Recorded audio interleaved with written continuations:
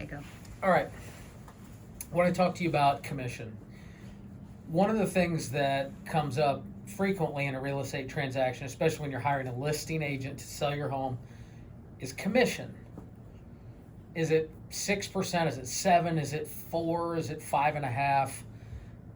One of the things that I find is talked about a lot is the idea that the lower the commission, the better the deal. So if I can get a real estate agent, because all real estate agents are the same, right? And I can get the commission from 6% to 5%, well, then I'm saving money, right?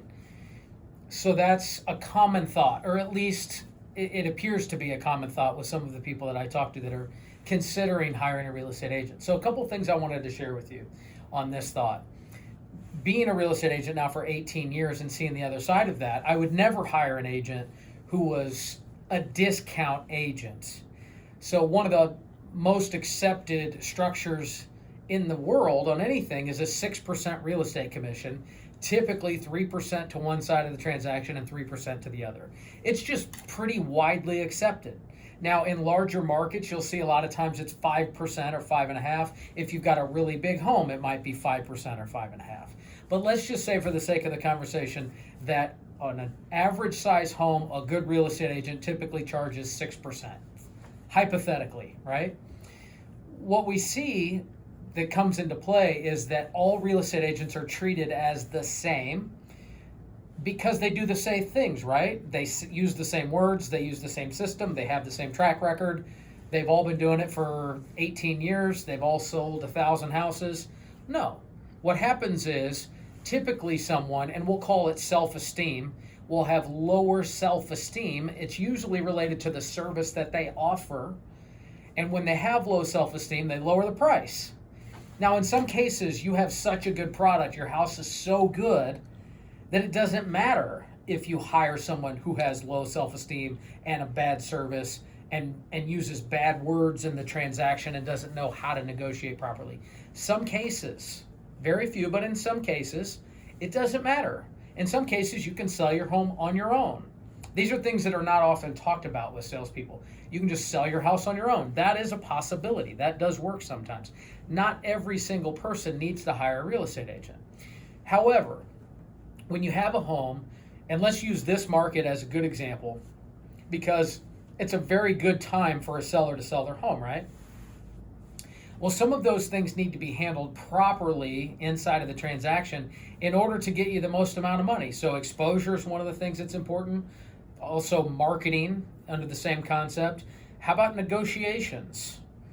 You're hiring someone to negotiate on your behalf, like hiring an attorney, but it's the person that did the worst job negotiating with you on their fee. And now you've hired that person to represent you in the transaction. So that's an interesting way of thinking. There's an old story about a plumber that comes to the house when the pipe is backed up, and the plumber comes in, hits the pipe with a wrench, and the pipe opens up. And the homeowner says, "That's ridiculous. I'm not paying $150 for you to just hit the pipe. That's incredibly overpriced. I want you to itemize the bill." And the plumber says, "No problem. I'd be happy to itemize the bill. $10 for hitting the pipe with a wrench.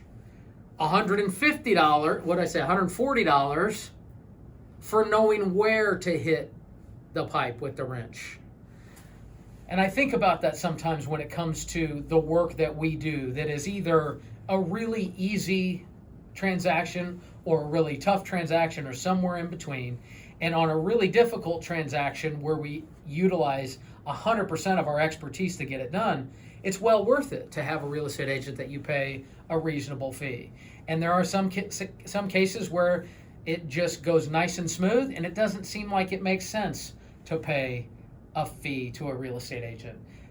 But my job is to make it seem like it's easy and make it seem like everything was smooth and make it seem like you could have potentially overpaid in commission.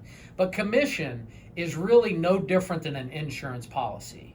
So when you hire me to represent you in a transaction, the idea is that because I've done enough deals, that I've made enough mistakes on other people besides you, that when I do a deal for you that I don't have to make very many mistakes. And because of that, you get a higher price, you get the terms you want, and at the end of the day, we put more money in your pocket because you hired me. There is no other scenario where someone decides to hire a real estate agent other than if I hire you, can you get me more money than if I were to not hire you? So the question is not, do you have extra money and would you like to give some of it to me? That is not the question. Nobody wants to do that. The question is, do we have enough exposure, systems, experience, and I guess just knowledge of what is customary in the marketplace to get you a better deal than you could potentially get yourself? So just a couple things to think about there. If you have questions about what commission we charge or what commission you should pay, you can always send me a message or call me here at the office. Take care.